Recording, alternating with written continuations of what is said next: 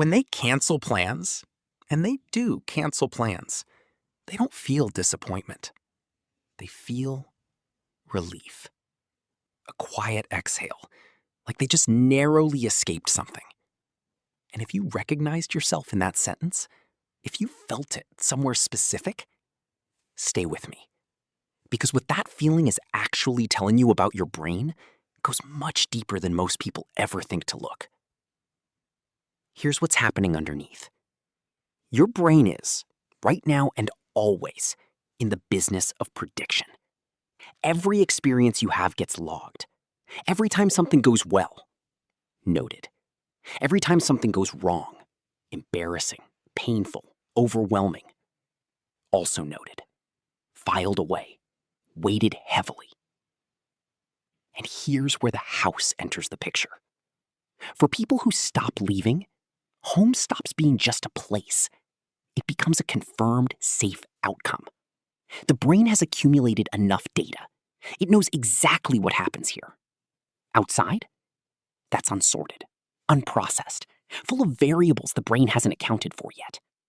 And so gradually, instinctively, your nervous system begins treating the front door the way most people treat a dark alley at midnight. Threatening. Best avoided. Behavioral psychologists have understood what happens next for decades, and it's almost cruel in its simplicity. Every time you avoid something that was making you anxious, the anxiety drops. And the moment that anxiety drops, your nervous system does something you didn't ask it to do. It rewards you. The relief becomes the reinforcement. The avoidance gets logged as the correct response.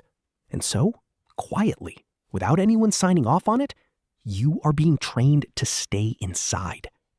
The temporary relief teaches the brain that the threat was real, even when it wasn't. So the person who lets calls ring out, who cancels plans at the last second, who orders groceries because even the supermarket has started to feel like too much, they are not weak-willed. Their brain is functioning exactly as designed, just pointed in a direction that slowly, steadily shrinks their world without them fully realizing it's happening. There is a version of this that crosses into clinical territory, agoraphobia, with a 12-month prevalence of around 1.7% in adults, is when avoidance becomes severe enough that leaving the home triggers genuine terror, panic attacks, paralysis. That's a different and debilitating thing entirely, and it deserves to be named as such. But what's genuinely fascinating is how many people exist in the space between. Not clinically agoraphobic, not simply introverted. Somewhere in a gray, quiet middle ground, where the outside world has just quietly started to feel optional. And before we go any further, some people simply love being home. No wound driving it, no underlying fear shaping it. Home is where a certain kind of person feels most themselves, most settled, most alive. The human need for solitude is real, well documented, and entirely valid. A preference for staying in is not a warning sign. What I'm talking about is what happens when comfort curdles into something you can no longer leave, even when part of you wants to. The world we live in now has made it effortless. For most of human history, not leaving the house carried real, practical consequences. You needed food, you needed social contact, you needed to physically show up somewhere to survive. One by one, quietly, those frictions have been removed. Delivery, remote work, video calls, and without those frictions, the brain, which was already nudging certain people toward home, gets to indulge that nudge with no obvious cost. Until perhaps there is one. Japan has a word for the far end of this spectrum, hikikomori, roughly translating to pulling inward. Coined by psychiatrist Tamaki Saito in the late 1990s, it describes people who have withdrawn into their homes for 6 months or more, removed from almost all social participation. The Japanese government currently estimates over 1 million people are living this way. Researchers initially assumed it was specific to Japan, the crushing academic pressure, the rigid social expectations. the deep cultural shame around failure. Then they looked elsewhere. The United States, Spain, Nigeria, Italy. Wherever they searched, they found it. Not in identical form, but recognizably, undeniably the same thing. And the psychological profile is striking. These aren't people who stopped caring. Many of them care almost too much. Research consistently finds elevated levels of social anxiety, specifically the fear of being negatively evaluated, which is a very precise and exhausting thing to carry every single day of your life. Many point to a specific moment that fractured something, a public humiliation, severe bullying, a relationship that ended badly enough to feel like evidence that people, in general, are a source of pain. And what makes it particularly hard to escape? When you stop leaving, you stop collecting new evidence. The brain never gets the chance to update its information about the outside world. The fear expands in the vacuum, unchallenged, fed by the one thing that would disprove it: your absence.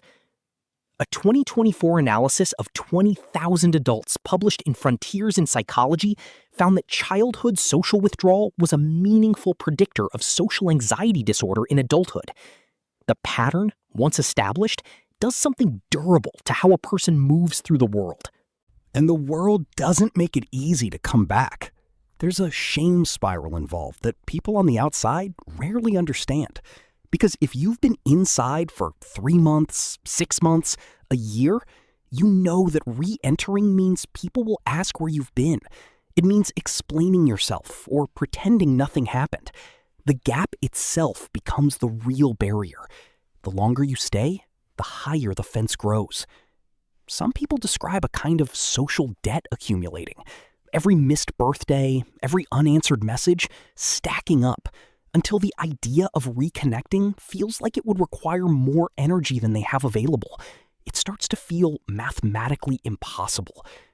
Some people, and I mean this without a trace of judgment, describe the withdrawal as the only way to stay psychologically intact. Researchers at the Minotauro Institute, a clinic working with young people in severe social withdrawal, described it plainly. In the most serious cases, withdrawal is the only way to manage the fragility. It's what pain looks like when it has nowhere left to go. If you recognize something in this, not necessarily in its most severe form, but in that smaller, quieter version, here's the thing to understand. Your avoidance is making you feel better right now and worse over time. That's not a moral judgment. That's just the mechanism. And mechanisms can be interrupted. The most evidence-based path through it is gradual exposure, not forcing yourself out the door in one dramatic act of willpower. Slow, incremental contact with the things your nervous system has flagged as dangerous, small enough that your brain can actually process a new outcome, different enough that it can begin revising its prediction. The front door doesn't need to be conquered. The goal is simply for it to become unremarkable. And if you're watching this not because you recognize yourself, but because someone you love is quietly disappearing from the world, the most important thing to understand is this: impatience won't work. Shame absolutely won't work, because the person who hasn't left the house in 6 months is already carrying an enormous amount of it. Adding yours to the weight just makes home feel safer by comparison. What actually helps is the opposite of pressure.